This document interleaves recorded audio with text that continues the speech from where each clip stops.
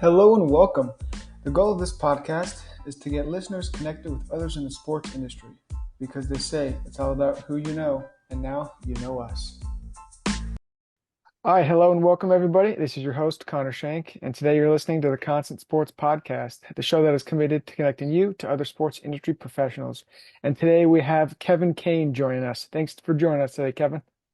Of course. Thank you so much for having me. Really excited for this. Yeah, we're looking forward to it. And for the listeners and viewers, this is our first international candidate kind of coming onto the podcast. So we're excited to touch down across the pond and you know maybe see what it's like over there in the sports business world. So for the listeners and viewers, Kevin is the Senior Director of Client Strategy at 𝗦𝘂𝗶𝘃𝗶.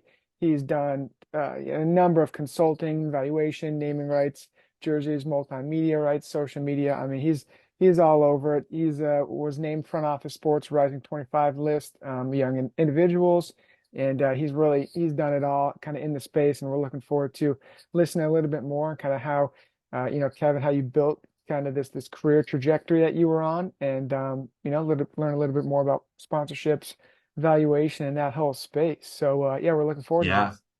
I'm looking forward to letting everyone down after that glowing preview of who I am. Oh no, So hey, yeah, yeah, I'm you've earned excited. it. I No, yeah, let's appreciate it. of course, of course. Well, I guess let's just kind of dive in, and we'll just start, Sure. with kind of where the money's made here. And so you're with 𝗦𝘂𝗶𝘃. Run us through kind of what 𝗦𝘂𝗶𝘃 is, what role they play in the sports industry. Yeah, absolutely. So I've been with Navigate kind of a lifer, if you can be at my age, but I started interning with Navigate in 2015.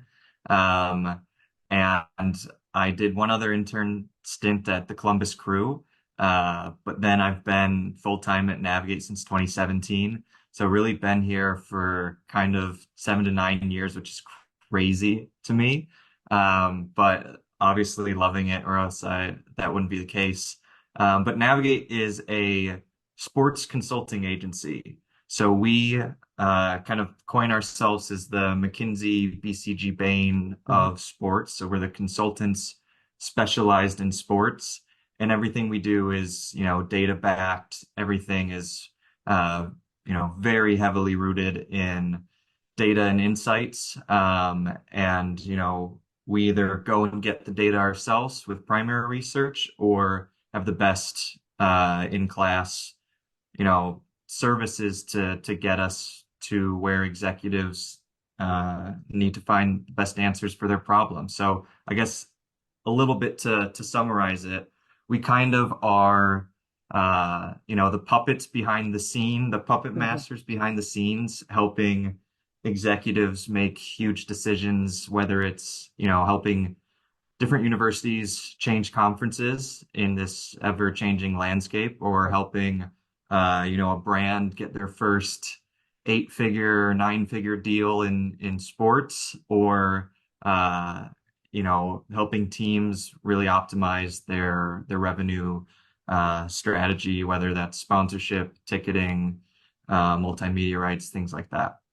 Perfect. Yeah, and it's 𝗦𝘂𝗶𝘃. You and the team kind of have your hands on a lot of different cookie jars. It sounds like from the ticket sales, the consulting, the sponsorship, and evaluations and things like that. And then so leading into, I guess, a career in consulting and evaluation. Did you ever see yourself kind of going down this path? Like you mentioned, you were with the Columbus Crew, and I'm assuming that wasn't like a consulting valuation spot. But did you see yourself, envision yourself where you're at now?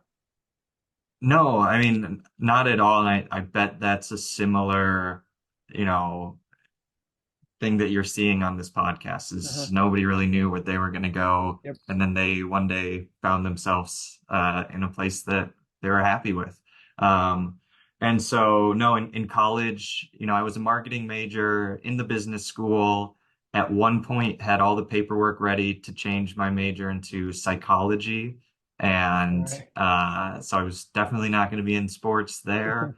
Um, but then, was trying to get a summer internship and stumbled upon Navigate. And, uh, the first day is the first time I ever heard the word sponsorship valuation put together. Didn't even really know what valuation meant. I mean, I had an idea. Yeah. Um, and they showed me this giant spreadsheet, and I was like, this is a little overwhelming. But the more I got to know it, and really the people is what kept me around. And our leadership is fantastic. My team, would bend over backwards to make sure everyone could get a dream project, or make sure that we can all look like superstars in our own rights. Um, and so, it started with sponsorship valuation. I now have done, I don't know, 50 to 75 of those. Yeah. Uh, Across, various different sizes, scales, and reasons. And now it's kind of transformed into more the consulting side. And, when I started, I didn't see, Navigate's progression going towards Mm. being that sports consultant either. It was a pretty crowded space in the agency world. But I'm really happy we did. We've had fantastic leadership to kind of see the big picture, see the 10-year plan. So I'm just, along for the ride, holding on as best I can. No, yeah, no, riding the wave. It's perfect spot to be in. You mentioned you've been kind of with Navigate, obviously as an intern, then worked your way up. You mentioned 7 to, I guess, 9 years it was. How have you seen since you kind of first started? How have you seen the industry? Kind of a broad question, industry, but how have you seen it evolve or different things transpire or take place?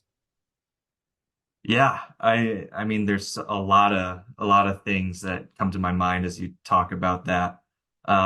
First and foremost, I think in the sponsorship world, everyone's had to get a lot smarter Mm. really quickly, for a number of reasons. One, when I started more in like 2015, we were just uh, you know, to the point where social media ads, Google ads were getting really, really uh, good at being able to track, Mm. ROI, and being able to track how many people get in for what price, and things like that. And so people could get really targeted with marketing, Mm. and sponsorship was at a place where it's like, well, the halo effect. Like you got to be with your local team. Like, well, how would you not do that? We Yeah. have tickets for you.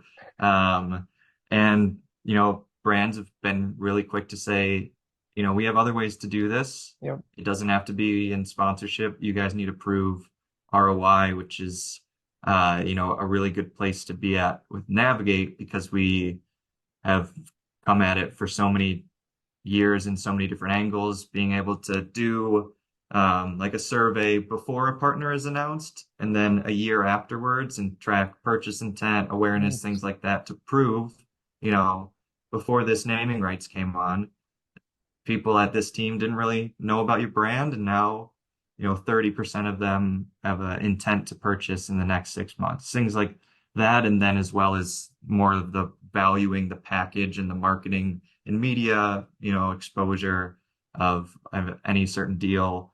It's kind of like approaching it from two ways. So I guess to go back, I think brands have made the sponsorship space a lot smarter. Mm. And there's just a lot less of that kind of top level. Our CEO is really close with the CMO at Yeah. this brand, so things are just going to work out. Um, yeah, you really need to have a really pointed and purposeful strategy, to make sure that this partner's having an impact on the community.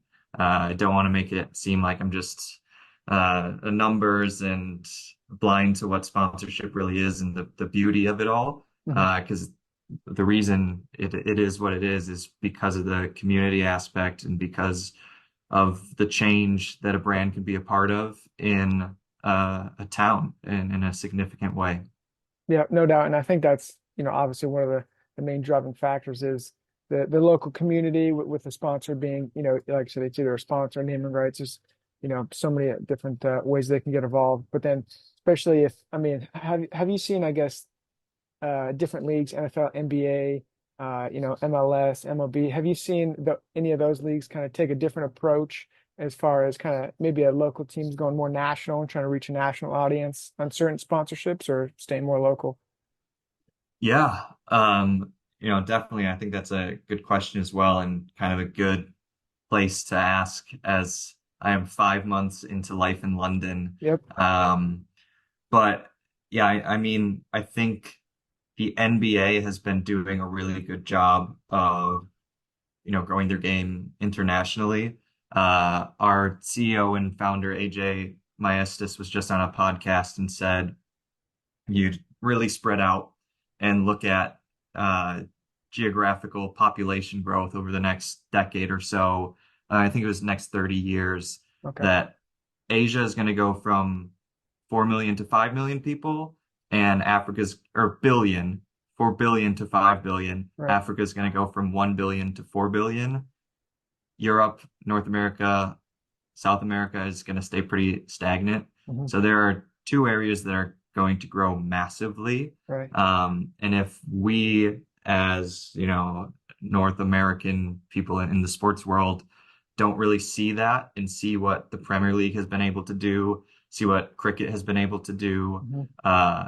and really take after some of those models, we're just not going to reach our optimal growth. And a little bit of why I'm in London is to learn, from the best, from the Premier League, on how they view growth of their game. Hmm.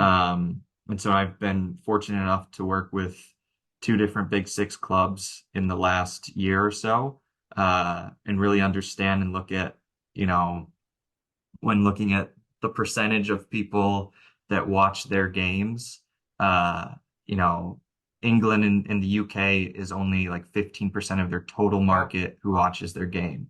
If you go on Manchester United's social media platform, the UK is the fourth biggest population of followers. Before that is, I think it's US, Indonesia, and Nigeria. Hmm. All have bigger Man United following on social media, at least, than the place where it's actually being played. And you just don't see that. If you do the same Right. analysis for the Dallas Cowboys, you're not going to see that. Hmm. Uh, so it's my job to kind of look at the sports world from a macro standpoint, and kind of take all my learnings from trying to win business over here, getting business, and getting my team on some of these projects, so that we can better help our US based clients understand how to grow internationally, um, and be sure that they can make the most strategically inline moves that are going to move the needle for them, uh, and just accomplish how they want to continue to grow internationally. Yeah, no, that's fascinating stuff. I was obviously I haven't done a deep dive on the Premier League, but I was not expecting. Yeah, I mean Indonesia. I think you said it was the second or third Yeah, large fall, and that surprised me quite a bit actually yeah, from that kind of me standpoint as from well. following them. I now need to do a lot of geography Yeah. learning, and seeing what there's how many people where. Okay, that is huge markets that we I think sometimes overlook Yep. at the real power that they can unlock, um, and the joy that we can bring from our sporting spectacles elsewhere. Hmm. Well, and I was curious with obviously you're familiar, you're working over there with the Premier League, but you're you kind of have a solid base in soccer. I feel like probably more advanced than most, and especially within North America with the women's soccer league starting. There's the MLS. Where do you see kind of that market emerging amongst NFL in North America is going to be king. I feel like forever until I don't know what would knock them off, but I feel like they've got quite a big lead, you could say. But where do you see kind of the women's soccer league? You have, I think there's maybe one or two kind of pro women's volleyball leagues Yeah. starting up. Like, how do you see these Hmm. like, younger leagues kind of that are starting to take form? Where do you see them as far as valuations, the different sponsors and things like that? Yeah. I have to say, before, when you mentioned the women's volleyball league, we Mhm. are a client of theirs. So I have to put my hand up and not just give you a 5 minute spiel on how that's going to be the next big thing, because Go it right ahead. very well might. No, but I think, soccer has grown substantially Hmm. in the US, and I was lucky enough, it's been my passion. And another reason why I'm here in London is, despite my accent, I am a UK citizen. My family's from here. I'm a season ticket holder at a Premier League team called Fulham. They've been, my identity for my entire life. If you talk to any of my friends, they're like, he just doesn't shut up about Fulham. And so now I'm finally here. If you look at my Instagram stories every weekend, it's me at Fulham. And they're like, do you do anything else in London? I was like, why Nope. would I? So it's a passion for me to be here. But my background in sports, as I said, since 2015 has really been soccer specific. Hmm. And so I've worked on over 30 different projects with MLS clubs. I've worked with Liga MX clubs like Club America and Tigres. And, soccer's, I've been really lucky to be at an organization where we're just kind of in the sweet spot for the services we have and the services they need. So been really lucky to kind of have that as my background and navigate. They've, just said, like, if there's a passion for you, you can be on that project. If there's a passion for you that we don't have a project for, like, go get that project. And so even as I was 21, 22, coming out of college, they're like, if you really like soccer this much, like, we have a couple folks that do as well, like, plan with them how to get different teams, like, see who of our network knows people at different places, utilize that and grow off of it. And, I can go on a spiel that I'm sure in your, what was it, 36 other podcasts, Yep, yep. have probably all said networking, networking, networking. So I will assume that they can go to much smarter people to hear the network spiel. But back to your original question, you know, soccer's growth is statistically substantial Yes. here. And we're coming up to the 2026 World Cup, and we expect a 33% increase in soccer interest as we get to 2026. We've already seen since 2022, in 2 years, I think it's gone up like 18 to 20%. And when you're looking at a population the US size, that 350 million roughly amount of people, like, that's, a Yeah. 1% increase is a really big deal. Yeah. So an 18% increase is an incredible deal. And I think it's the culmination of, the MLS being now an established, respected league in the global scale of soccer or football. The NWSL making leaps and bounds for some of the projects where I work on with some of the NWSL teams. When we're doing a year over year valuation, it's like, okay, 2023 was this. And then I'm getting all the data and inputs for 2024. And it's like, we expect viewership to be what? Like, your social grew by how much?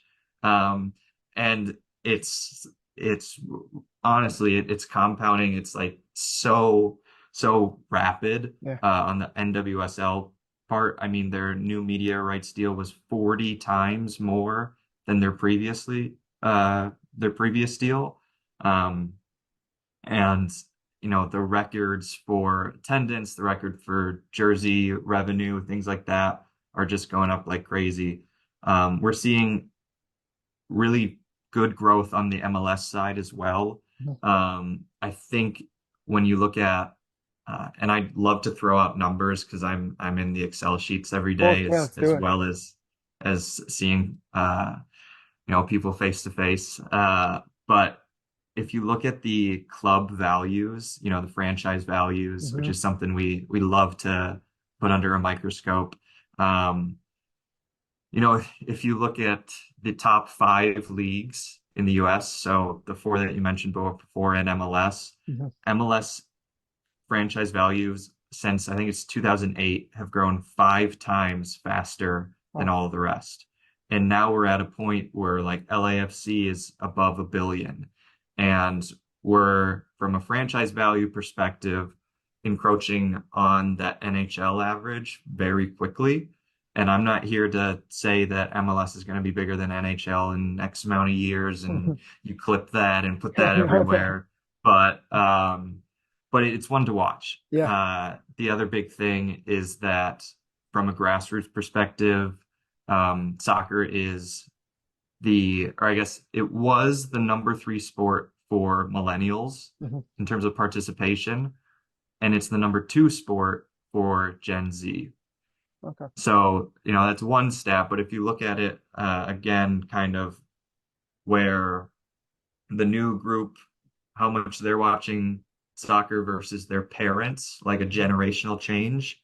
And I think it's that the the younger group, the Gen Z, Gen Alpha right now, are watching soccer 3.6x more than what their parents did when they were that age. So, all signs are toward impeccable growth here, especially as we have the biggest ever sporting event coming to North America in 2026. Yeah, no, So, that's a perfect lead in. It's like you read my mind there because we had a poll that we ran out a few weeks ago, and it was how do you anticipate you will watch the 2026 World Cup?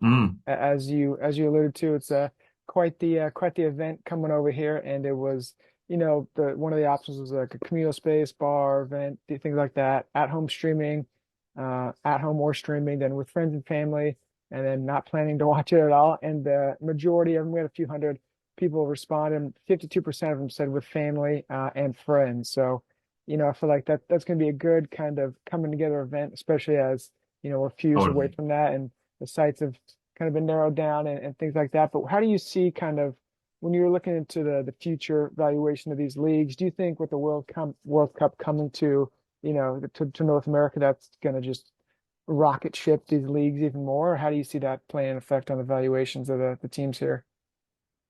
Yeah, I mean, I don't have the crystal ball to say. All I can see is the trends going into it and look at the World Cup effects in other areas where soccer is already very well established as Mhm. the number 1 or number 2 sport. So all I have is the past data, but all signs show that it should have a large impact. I'm also not going to say that, 1 month's competition that has, yes, like almost 100 or like over 100 games Yeah. in a month, all sold out in the biggest football stadiums in US, Canada, and Mexico. Um, I'm not going to say that that's going to change everything. Mhm. Um, but you know, I, I think it's gonna have a lasting impact and a lasting legacy when we look maybe 5, 10 years into the future at where soccer is. There could be kind of a pre and post 2026 Mm. analysis. Where were we before? Where were we after? And if you go back to 1994 when the US last had the World Cup, Yep. you know, after that games was when MLS started as a league. Yep. So before those games, we had a few fragmented leagues as professional soccer, and there really wasn't a place for people to go watch their local team in a substantial way. Mhm. Um, and now, like from 94 to right now, we have an extremely Right. cemented league that is growing incredibly and attracting pretty good talent. I don't want to be a Messi guy, but That the helps. the data doesn't lie, and the things that he's been able to do for MLS is incredible. Um, but yeah, it's hard for me to say a specific of what this is going to lead to. Um, but it's gonna open, I think, a lot of people's eyes to just how global this sport really is and how important it is for so many different communities around the world and for just the scale of it, I think is going to be a little bit more eye-opening. And, I'm so excited for the amount of those montage videos of like at giant bars or parks or things like that. I mean, it's going to be everywhere. You Yeah. will not be able to live in a major city and not know that the World Cup is going on.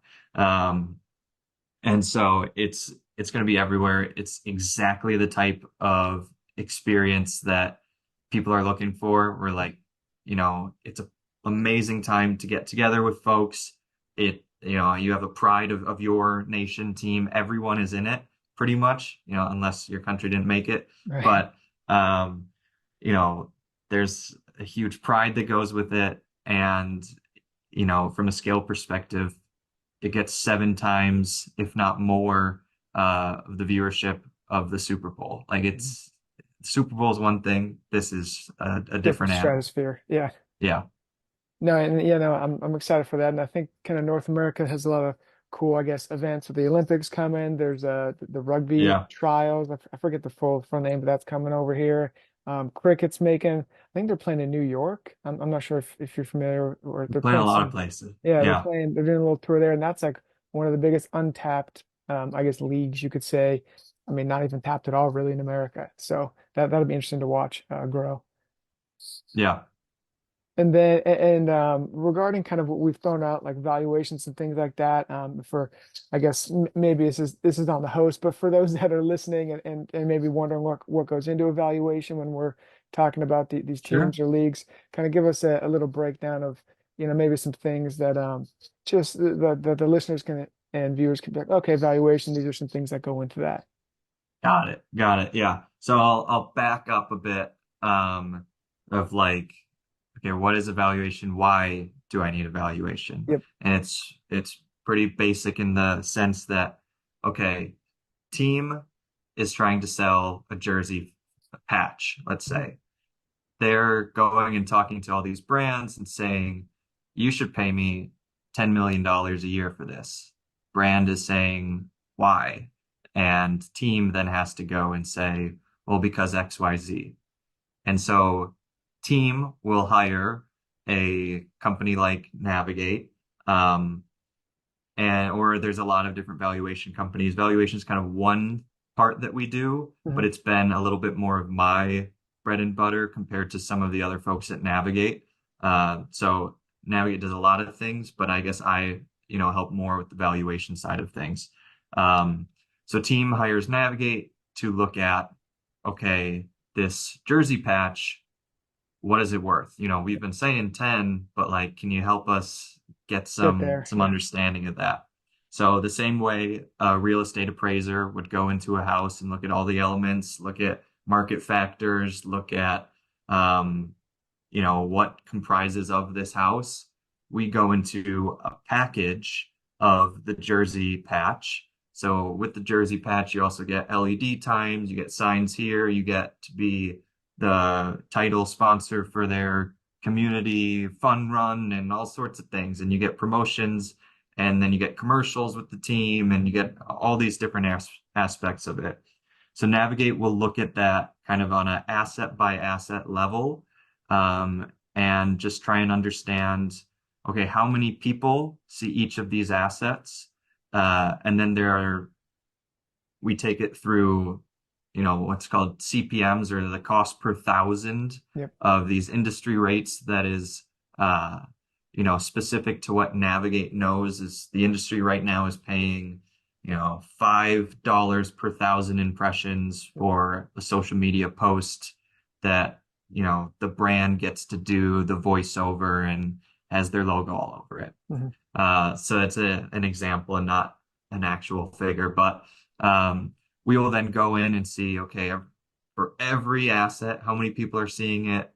What's the cost per thousand? And then a number of discounting factors to make sure it gets right to fair market value. Um, and so the summation of all of those assets and the values is what makes up a valuation. And we'll come back to the team and say either good news, it's 11.2 million. And that's what a fair market, that's what the brand should be paying for it. And we're able to say that that is fair market because in our 17-year history, when we do a valuation, we are within, plus or minus 5% of what it actually sells for. And so that's credibility in itself. If we're able to say it's 11.2, we've done hundreds of Yeah. these and we're within 5% usually. So it's 11.2. Yeah, we know that the number is 11.2. Yeah, no, that speaks kind of volumes to the team and everyone over at Navigate and kind of the spot that you and your team have put yourself in regarding, the valuations and things. So that's good to hear. And obviously, going forward, as we wrap up here, as you kind of, go through your day to day, are there certain, you mentioned you're in Excel, are there certain kind of skills or books or things like that, mediums, websites that you stay up to date on regarding those types of things? Yeah, yeah, definitely. You know, I'm a LinkedIn warrior, so I'm always on there trying to find different touch points to get back with people that I've done previous work with, or just see how the market has continued to grow in the sponsorship space, and really just the sporting industry as a whole. I'm always looking at Sports Business Journal, Mhm. Front Office Sports. On the more international side, there's Sport Business, one word, is one where I get a lot of my international kind of headlines, as well as global data is really good at that. So I just try and stay up to date on, North America, Mhm. Europe, and then the rest of the world as well. Um, and so I do that. You said books, How to Win Friends and Influence Others Yep. is like, a staple of just if you can get those practices down, it's nothing groundbreaking, but some of those principles are really, really helpful. I do a lot in behavioral economics as well, which kind of ties back to when I started to say I really wanted to get into psychology. Yep. It was nice to get a full circle moment there.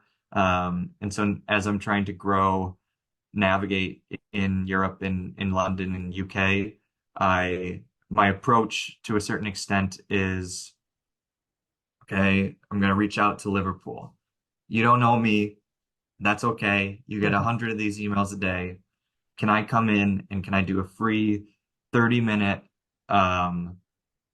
class to Right. your sponsorship team, to your sellers, etc., on how to apply behavioral economics principles in sponsorship sales. And they look at that and I was like, I'll send you the deck. Here's what I would go through. And they're like, okay, Sure. why not?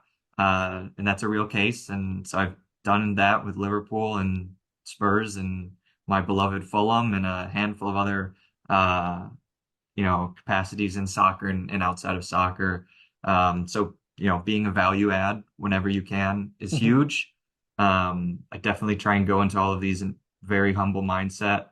You know, I'm trying to understand their culture and the details and specifics of it as best as I can and not come in and say, I do this in America and we get more revenue than you guys. That's It's the not going to exact work. opposite.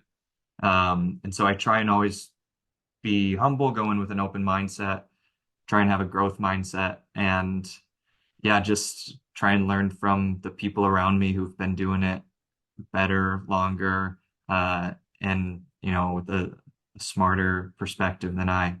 Yeah, no, hey, that's a lot of great points there, being humble, going in, adding value, things like that for the listeners and viewers to pick up on as they go in their careers. And Kevin, we just want to say thanks for stopping by today, sharing your experiences and knowledge with the listeners and viewers. And we're excited for everyone to kind of dive into this episode and learn more. So thanks again for stopping by and sharing your thoughts.